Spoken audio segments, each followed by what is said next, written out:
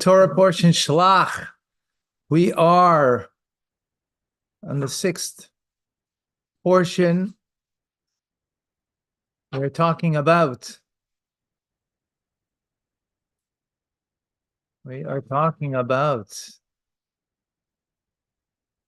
Well, we finished with the story of the spies.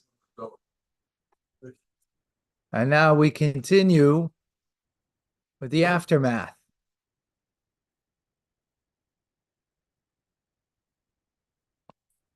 Vayidaber Hashem, and Hashem spoke El Moshe to Moshe Lemor, saying, what did he say?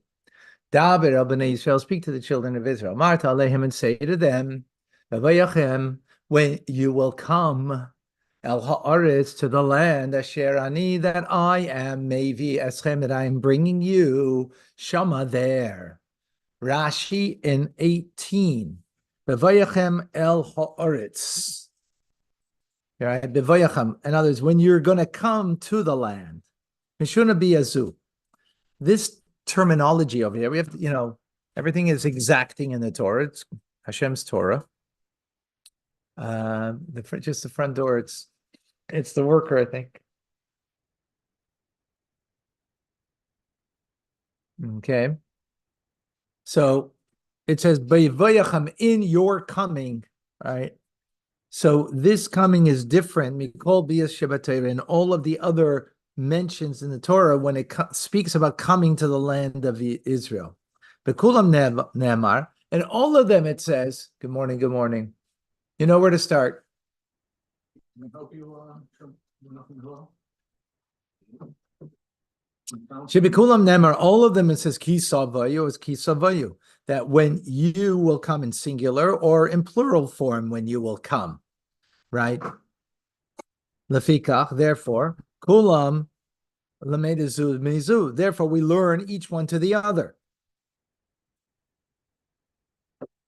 Right? In other words, the laws apply to whenever the statement it says when you will come. Here it doesn't say when you come, in your coming, not when you will come. So there's a nuanced difference over here. So in every other place, we learn out one from the other. In other words, in a similar manner. And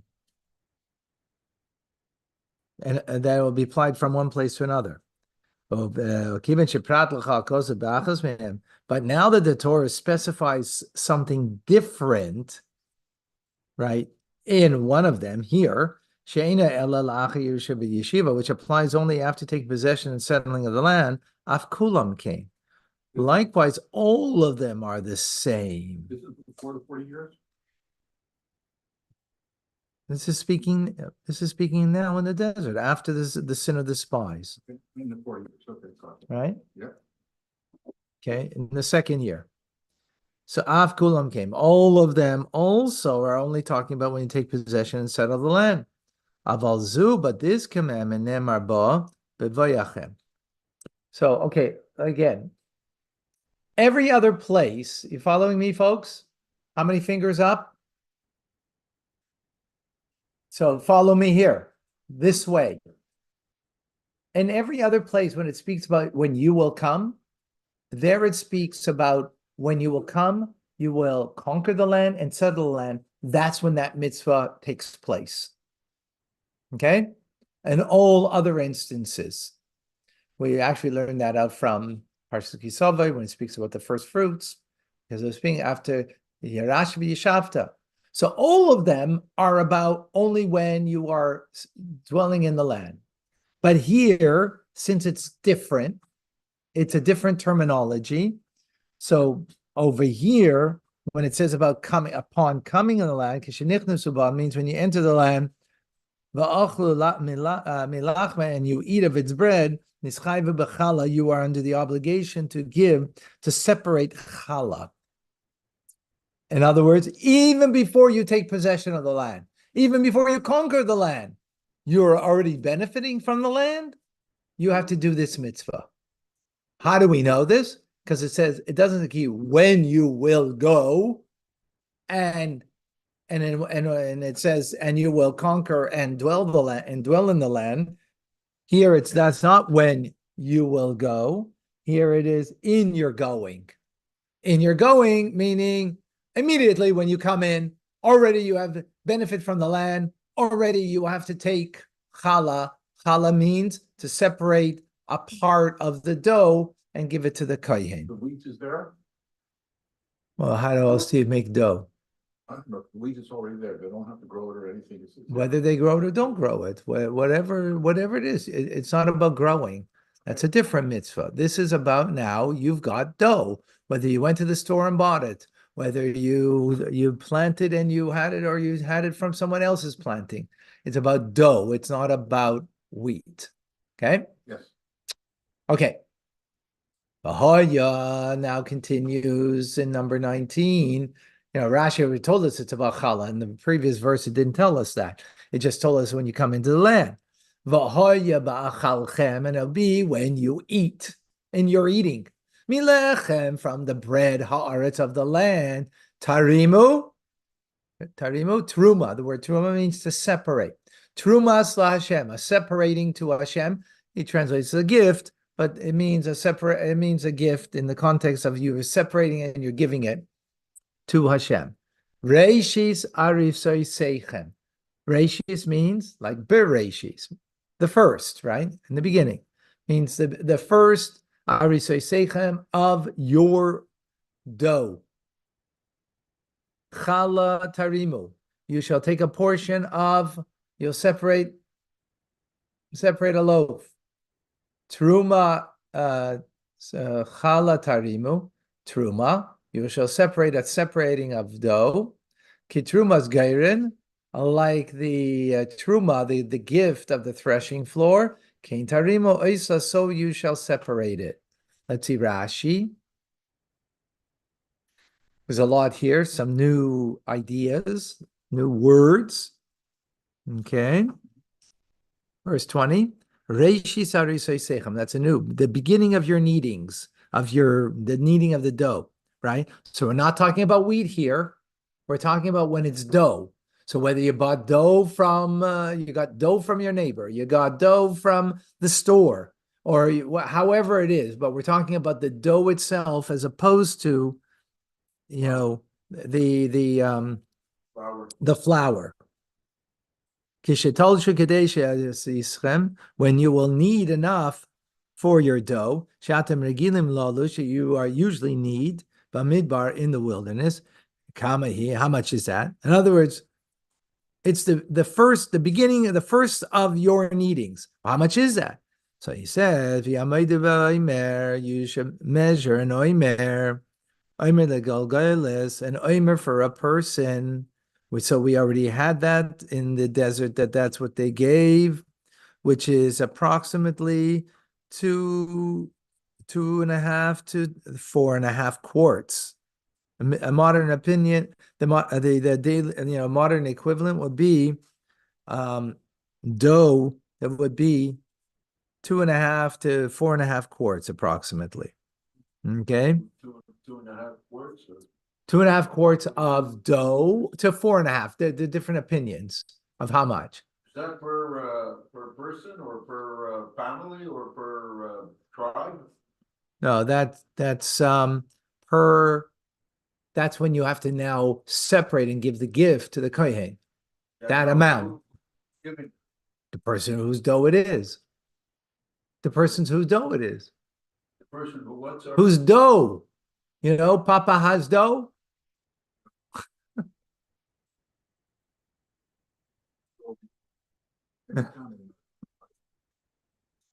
In other words, you have now a bowl and you have dough in there. What's the amount that you have to then separate? If it's a small amount, you don't have to take challah. If it's an amount that is 2.5 to 4.5 quarts, depending on right? That's a lot of dough. Okay. As I said, Papa has dough. Or Mama has dough. Is that from every family? No, he's not getting that amount. From that amount, you have to take. Arba mishalish beitzim, that's the volume of 43 eggs, chamish beitzim and a fifth of an egg. Tarima ba'areshi, so you shall set aside from it, kalaymar, kodim sheteichlim mimena, meaning, before you eat from this dough, right, reshis chelkacha, the first portion, chala, achas mimena, you have to take one chala of it, tarimu truma, you should set aside a portion, l'shem Hashem, for the sake of God. Chala, loaf, in Old French, tortel. Okay. Kitruma's tart. Okay. Kitruma's geirin, like the threshing hole portion. Shaloi nemar bashir. It doesn't say a minimum amount. Eloi kitruma's meiser, but not like a tenth, right? When it says about truma, it says a tenth. Sorry, truma, it says 2% rather. Shenemar bashir, there it says explicitly how much. Chachamim nasu shir, our sages gave a minimum amount. Labalabais, a household, someone who makes dough in their house, they should put aside chala echad ne'esrim va'arba, 1/24. In other words, whatever the amount you have, 1/24 should be set aside for Hashem, which means going to the kohen. Well, and for a baker, echad me'arboim v'shmeina, 1 out of 48.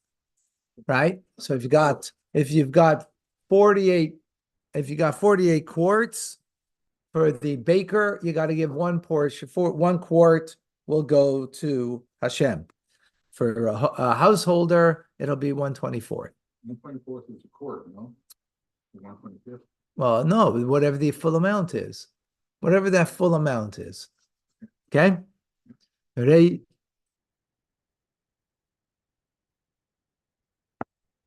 So now look, we just said the first portion of your dough should be separated. It should be a gift that you give it, right? That you should separate it and give it as a gift. Now, seems to be repetitive in the next verse, 21. From the beginning of your portion. Now it says here, the last verse said, Reshis, the beginning. Now it says, Mi Reshis, from the beginning. Of your dough, Titnu la Hashem, you should give it to Hashem. Truma la Seichem, you should give it as a gift to Hashem for all generations. So we have here 2 new things. That first of all, that it's eternal, right? This mitzvah, and that it's from the first portion. So let's see Rashi in 21. From the first of your kneadings of your dough, Lama Nemar, why is this stated? It seems to be repetitive. Because at the beginning of your kneading, it said previous verse, Shemeani, I would understand from that. Reishi Shebe Isais means the first of the doughs. That is the first. We're doing another Rashi. We're doing this Rashi. Let's learn what we're learning, please. Okay? Let's not go off. I know, but we're doing a Rashi right now. Shimon, you have to please follow what we're learning. Okay? It's going to make it very difficult if we go not on what we're learning. We'll get to other things when we get to it. Okay? So the entire first dough that they would make after they entered the land of Israel, that's what you might understand. The first of your doughs when you enter the land of Israel. Shemeani, from here we understand Reshis B'Isais, Talmud Leimar, the Torah tells us is Mi Reshis, from the beginning, implying Miktsas, a part of it, V'loi Kula, not all of it. In other words, the previous verse said, the first of your dough. So it might sound that when you come into the land of Israel, what you've got to do is the first dough that you have, give it all, because it's your first dough, give it all to Hashem. Then this verse comes in, no, from the first of all doughs for all generations. It's not the first time that you come in.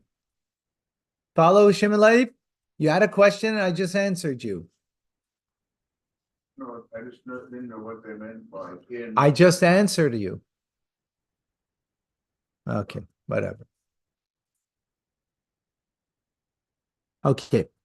Titnu la Hashem truma, you should give a portion to Hashem, lefi shaloi shamaynu, since we did not yet hear, shelachala, the amount that you have to give a chala, nemar titnu, you shall give, sheyeba kidei nesina, should be enough that it's considered a gift. Now, it has to be significant. And we learned previously what that significance was. Okay, 22. Ki sishgu, if you should make an error, and you will not do as kol mitzvahs, all of these mitzvahs, these commandments, Hashem el Moshe, that Hashem has spoken to Moshe. It's interesting, huh? What do you mean all the mitzvahs? We only said one mitzvah here. Why does it say all the mitzvahs? Right? Follow the question? Yeah, Hashem and Leib? Yeah. Okay. We're only talking about one mitzvah, and for some reason they're talking about all the mitzvahs. Yeah. So let's see. 600. Yeah. 22 in Rashi. If you will err and not perform, idolatry it was included in all of the commandments. For the tzibur, the public, the entire Jewish people, they bring a bull when there is a failing in idolatry. But here, the Torah is taking it out of the category of all the other commandments. Ladun bepar li'oila, to rule that it requires a bull for an oil offering, v'so'ir lechatas, and a he-goat for a sin offering.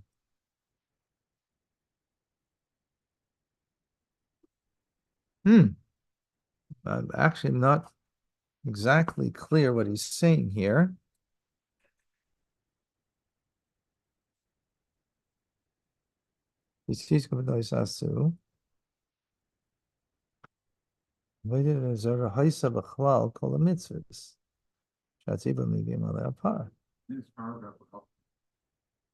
Yeah, okay, let's see. 1 second.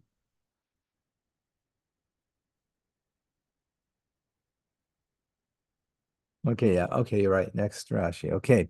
Kisishgu, when you will err, the verse is speaking about idolatry.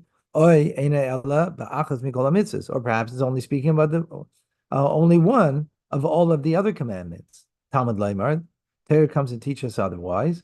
As kol mitzvahs, all of these commandments, implying mitzvah achas, that one commandment, shiva kechol mitzvahs, is like all of the commandments combined. Right? Don't look at one as only one separate, right? Because the verse cannot be speaking about that you're violating every commandment, because it says when you err, kisij gu v'lo sasu.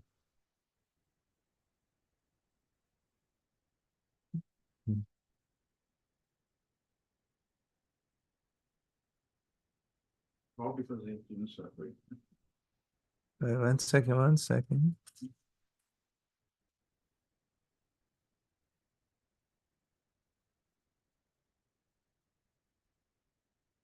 Okay, let's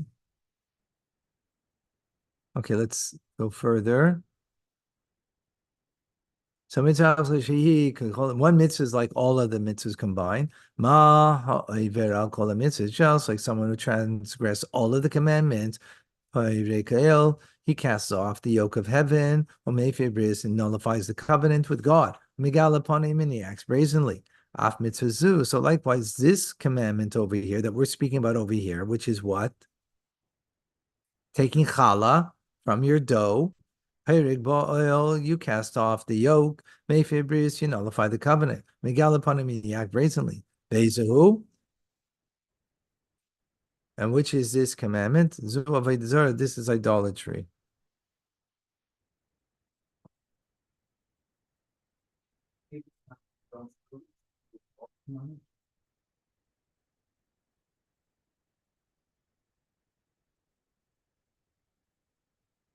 Yeah.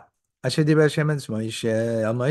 Hashem spoke to Moshe, what did he spoke? I'm the Lord your God. There should be no other gods. We all heard it from the Almighty, Dichsiv, about the Achos Diber Elokim, Shtaim Zu Shemaita. Yeah, I need to look into this Rashi a little more, but not right now. 23. Everything that Hashem has commanded upon you, Biad Moshe, through Moshe, Minayim, from the day Hashem that Hashem commanded, Bahala, and forward, for all generations. Rashi is called Siva. Everything that God commanded. Magidus tells us, anyone who believes in idolatry, the Chol Kula is like someone who denies the entire Torah. And everything that the prophets prophesied, because as the verse says right here, from the day that Hashem commanded and onwards meaning including everything that the future, that all the prophets and everybody said, it's a denial when you engage in idolatry. Is idolatry, how is it an idolatry? Separating the bread, if you don't do it, is idolatry? So that's why I'm not getting clear. I want to go further to so I can get maybe the full context over here, because I'm not seeing the context. Okay, so I'm not clear. Because it sounds like it's speaking about challah, but then all of a sudden we went into idolatry, but Rashi is not connecting it to the challah. How is he not connecting it to the challah if it comes, right? In other words, if you don't do any of the commandments, you're... So, in other words, if you don't do one commandment, and that seems to be juxtaposed because we only got one command right now to do challah, right? Yeah. And then we're saying if you make a mistake and you don't do all the mitzvahs, what does it mean all the mitzvahs? We're only speaking about one. So it means that if you don't do one, it's like you didn't do all of them, and it's like idolatry, right? So it sounds like it's not specific to challah. It sounds like it's teaching us to all mitzvahs. That's the way Rashi is understanding it, right? Yeah. That's the way. So it doesn't sound, all mitzvahs are like that. That's right. Because why would the verse come and say that if you erred with all the mitzvahs when we just got one mitzvah? So it's to bring the juxtaposition, right? That if you err with one, it's like you erred in all of them. Right, not specifically challah. Now, why is that the example? That's a good question, but Rashi doesn't go into that, right? Because that's not a question necessarily. Torah is talking to the Jewish people who came into the land. But they didn't come yet. They're going to come in the land, right? No, actually, maybe, talking to us, talking to me and you. Today, talking to us, but at that time, maybe the whole idea is to throw the fear into people that if you miss one, it's as important as if you missed them all. Well, yeah, that's exactly what Rashi said. Exactly what Rashi said. So the point is to make sure that you do all. You have to do one. No, yeah. In other words, do the one. That's the focus, right? Don't notice the other way around. Don't miss one, because if you miss one, you miss them all. Exactly. 24. V'haya, and it will be. The wrath of God. Whoa. The Yeah. wrath of God if you don't do. No, we didn't. It didn't say that. 1 second. Whoa. Look, the Rashal. We're not learning. We're not learning Rashal now. Okay. We're learning Rashi. You know the difference between the Rashal and Rashi? Hello. Rashal. Do you know the difference between Rashal and Rashi? Worlds. So let's learn. And if it will be and if it will be from the eyes of the congregation, that it was committed inadvertently, also and the entire congregation will do. They will prepare par ben bakar. They will have a young bull. One will be for a burnt offering. That will be a pleasing fragrance for Hashem, together with the mincha offering, which is fine flour and oil, v'niskai, and its libation, k'mishpat, as its law is, osir izim echad lachatas, and a young goat will be a he goat because only he makes a sin, she doesn't. Right? Right, Shimon? Isn't that what your wife says? Okay. The Rashal talking now? No. I was talking to the Rashal with no response. 24. Or I'll have a big discussion with Rashi. If from the eyes of the assembly of the congregation, it was done by error. Meaning if the eyes of the assembly, meaning if as a result that the Sanhedrin viewed a situation and they made a mistake, and they transgressed, and the transgression was done by negligence. In other words, the Sanhedrin, the High Court, they erred and gave a ruling about one of the forms of worship, that it is permissible. It was permissible, and it happened to be, in the end, idolatry, right? In this manner. So, in other words, the High Court said that you could, I don't know, do such and such, but in the end, such and such was idolatry, right? And there was an error. It was an error. So the entire Jewish people have to bring this young bullock as a sin offering, right? Chatas, Rashi, a sin offering. Chaser Aleph, it's missing an Aleph. She'ena kishar chatas, because it's not like the other sin offerings. Shekol chatas shebatera, because all other sin offerings in Torah, habasei moila, come together with a burnt offering. Chatas kedemis leila, and the sin offering always precedes the oila offering in order of how they're sacrificed. Shenemar l'shnei yaseh oila, that and the second one will be an oil offering, as we see in the Parshas Vayikra. The oil offering precedes the sin offering. That's why it's missing an aleph, because aleph means one. So it doesn't go number one, it goes number two. Okay? 25. The chiper akayin, and the Kohen will bring atonement. I'll call Adas ben Israel for the entire congregation of the children of Israel. V'nisach lahem, and it will be forgiven to them. Ki shgaga he, because it was a mistake. It was an error. The Heim Heviu is karbanom, and they will bring their sacrifice, Ishe Hashem, a fire offering to God, v'chatasam lifnei Hashem, and their sin offering before Hashem, al shgagasam, because of their error. Rashi Aveus Kabbanon Misha Hashem, they'll bring their offering as a fire offering before Hashem. This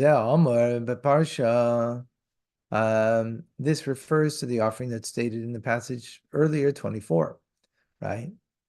Shenemar Ishel Hashem, it says it's a fire offering to Hashem.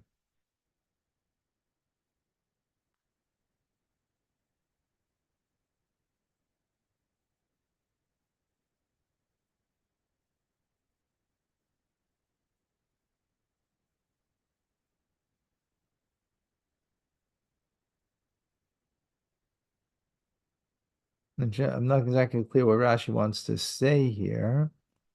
Like, what is his point? Huh?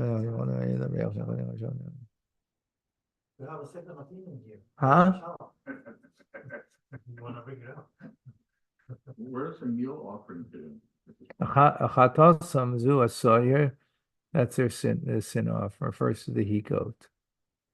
And it will be forgiven to the entire children of Israel, and the ger agar v'seichem, and for the convert that dwells with them, the whole amma. Shgaga, where all of the people were in error.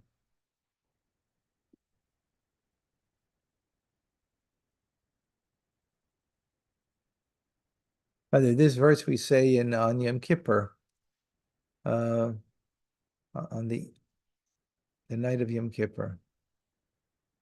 Okay.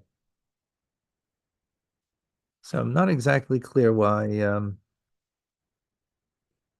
I mean, the juxtaposition we have, but then it's going into, yeah, okay. That was only the juxtaposition, but we are speaking here about that there was an error in serving the congregation did something that was said that was permissible by the Sanhedrin, the High Court, and in the end, it was an error. The High Court erred, and the Jews then did something as a result of that that was a form of idolatry, and therefore that's why they have to bring the offering. Okay, coming up.